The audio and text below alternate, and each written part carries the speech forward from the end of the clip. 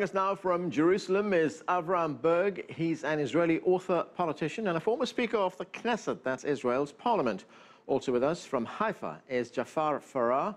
He's the director of the Mossawa Center, the advocacy center for Arab citizens in Israel. And from Boston, we're joined by Nadia Ben-Youssef.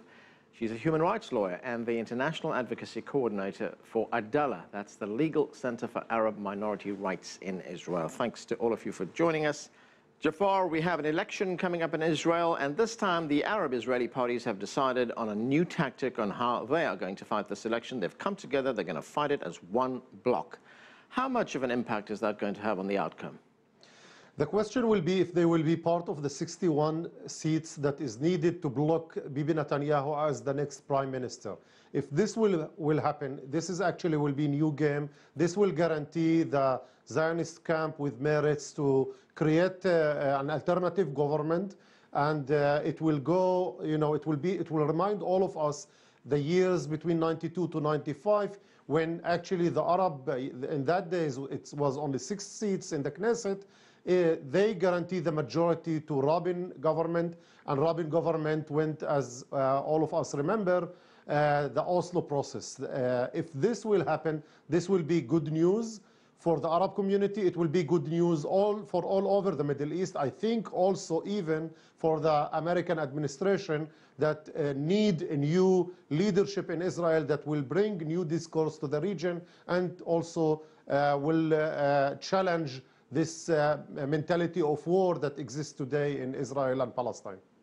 Avram, there's a poll that's been done by the Israeli newspaper Haaretz, and that poll indicates that the Arab turnout in this election will increase. It was 56% in 2013. It's expected to go up to 62%. Now, if that projection is borne out in the election itself, and Arabs go out to vote for this joint list, as the coalition is known, it would make the Arab Alliance the 3rd biggest party in the Knesset. What is the significance of that? It's a blessing, in a sense that for the first time in the history of Israeli politics and the politics of the various Arab parties, there is a jointed list which reflects all the various walks of life, ideological and practical walks of life of the Israeli Palestinians, Israeli Arabs, and I think it's a significant move. But since we are in a kind of elections that people are looking at the head of the party, it's about talents. It's Mr. Netanyahu, Mr. Lapid, and Mr. Herzog. This time, the new leader of the jointed party, Ayman Odeh, is a very impressive individual who represents a new generation of Israeli Palestinian citizens, which Jafar belongs to this generation. This is a generation which does not apologize, which feels equal and like to have their citizenship filled and fulfilled and significant, and therefore they compete as equals. Now, the elections is only the beginning. Just imagine that there will be any kind of coalition, and Mr. Odeh will be then member of Knesset, or the leader of the jointed party will be the head of the Israeli opposition. What does that mean? This is an official position. The prime minister has to consult with him once a month, has to share with him state secrets. All of a sudden, what you see here is a breakthrough through which the new realm of Israeli politics enables the Israeli Palestinians and Jews who support them for the first time to offer the Israeli a completely different setup, a setup of the democratic camp, a setup of the civic rights of the individuals and the citizens of the State of Israel, and that might be a game changer. Nadia, Arabs make up about 20% of the Israeli population. That is no small number, and we've just heard some great reasons on why Arab Israelis should take part in this election. Yet in the past, Arab Israelis have boycotted elections in protest against the occupation. So this time around, should they turn out in large numbers? So that's what you're seeing, and Palestinian citizens of Israel are giving this joint list a shot, where there was a great article recently, this morning, 972, interviewing, as Avraham was talking about, this new generation of young Palestinian citizens of Israel, leaders in civil society and in social movements, and who formerly did boycott, who formerly were part of an understanding that, what was happening in the Knesset wasn't protecting their rights, wasn't upholding principles of equality and guaranteeing their equal rights as citizens. And these young people have said, let's do this. Let's use our agency. This is a new opportunity to make our presence even stronger in this Knesset, and potentially have a positive impact on the way that the Knesset is functioning, which has, for the last few Knessets, been a very problematic space where you're seeing a deterioration of human rights, waves of discriminatory legislation that directly or indirectly discriminates against Palestinian citizens of Israel. So yes, there's a lot of discussion on the street and also a lot of excitement. I think people are willing to give this a shot. Jafar, let's look at the arithmetic of the makeup of the Knesset. You mentioned two very important numbers there. One is the total number of seats, 120, 61, that other very important number.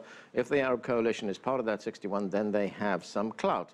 Now, one of the things that's changed in this election, of course, is that the threshold to get seats, that is the threshold from the popular vote to get seats, has been changed. It used to be 2%, now it's 3.25%. That is going to make it a little bit more difficult for the Arab bloc to get seats, right? No, actually, the joint Arab list will get between 11 to 15 seats. This is what everybody is expecting, this joint Arab list. What is really challenging are the issues. And I would like to go back to what Burg just mentioned. I would like to see Ayman Audi not part of the opposition. I would like to see this list as part of the camp that will guarantee the majority for the next government, to support the government from outside, because I would like to see this list part of the decision-making process in Israel. You know, we have occupation here, and we need to end the occupation. This is a huge challenge for the whole region. And the ability of the Arab community to be part of the decision-making process that will say, that's it, you know, let's end the occupation. We have social justice, economic discrimination against the Arab community.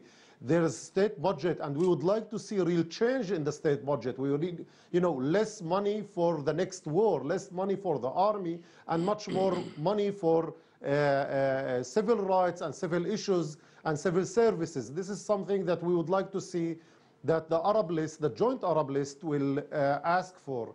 And the third challenge is the whole issue of racism.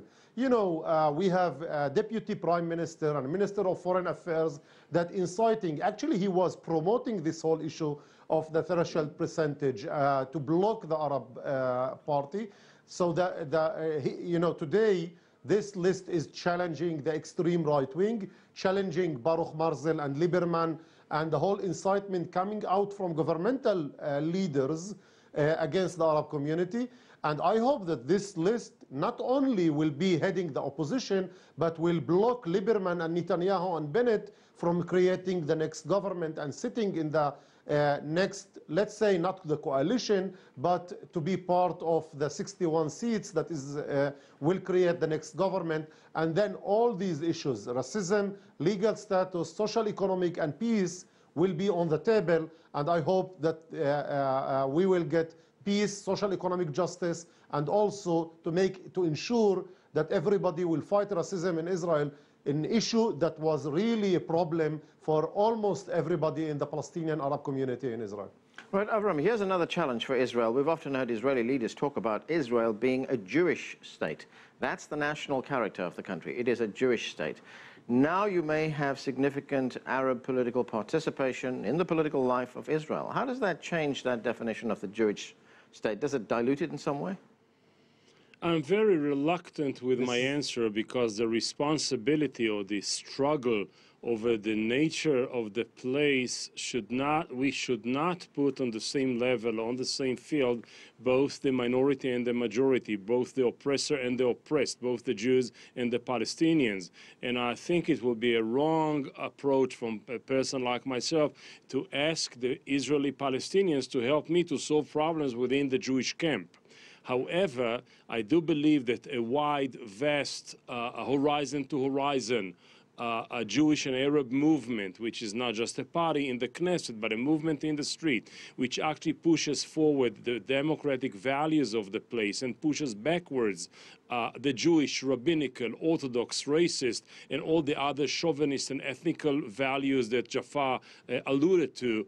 I think this responsibility is something that cannot be done alone by Israel, by Jews or by Palestinians. It should be done together, and therefore the name which the leader of the party called the camp, the democratic camp, this is a very significant labeling. This is actually a challenge, or this is a call which says we have universal values, we have universal missions, we have universal missions, which means if there is somebody who is excluded, this time it's the Arab, but we are here for all communities who are excluded. If there is an injustice done, it's done in the occupied territories or in the hollow citizenship of the Israeli Palestinians. Let's fill it up for all. And actually this call, a society and a system and a country which belongs to all of its participants and all of its citizens, this is a very new, promising call that by the end of it, the equilibrium between Jewish and democratic, it will be very democratic for all, and the Jewishness of it will be expressed by the Jewish community in its own realm rather than on the state level and discriminating one. Nadia, I mentioned earlier on that Haaretz poll that tells us that, indicates to us that the number of Arabs who are going to go out to vote will increase by about 5 or 6 percentage points. So how important is it going to be in this election for Arabs to turn out? Turnout's going to be a big factor, isn't it? Certainly. I mean, it's absolutely important to turn out, and I think the reason that you might see, or you'll see that higher turnout, is exactly as the other guests have spoken. This is an opportunity for the first time to have this joint list that is 100% for equality and 100% against the occupation. This is unheard of as far as a coalition is concerned of parties, though, to be sure, the Arab political parties who have been in the Knesset, this is not new. They've been in the Knesset since 1949, since the first Knesset election. So the Arabs have been there, though have never been in positions of being a part of the coalition or not. Certainly, as we saw in the 90s, they were definitely part of the work to get an opposition together, but the Arab political parties have been there and have been calling for Israel to be a state for all of its citizens, which has been perceived as very threatening to the status quo, and which is why you've seen often that Arab members of Knesset and entire parties have been attempted to be disqualified because of that platform, of equality. So the fact that you have this space for such a powerful party that is getting to the essence of these issues of equality, of accountability, of ending the occupation, this is going to definitely influence the turnout, and I think we'll see that next week. Okay, we are going to take a break right now. Next, how Israel's parliamentary election could hurt the chance for peace talks between the Israelis and Palestinians. Stay with us. You're watching The Heat.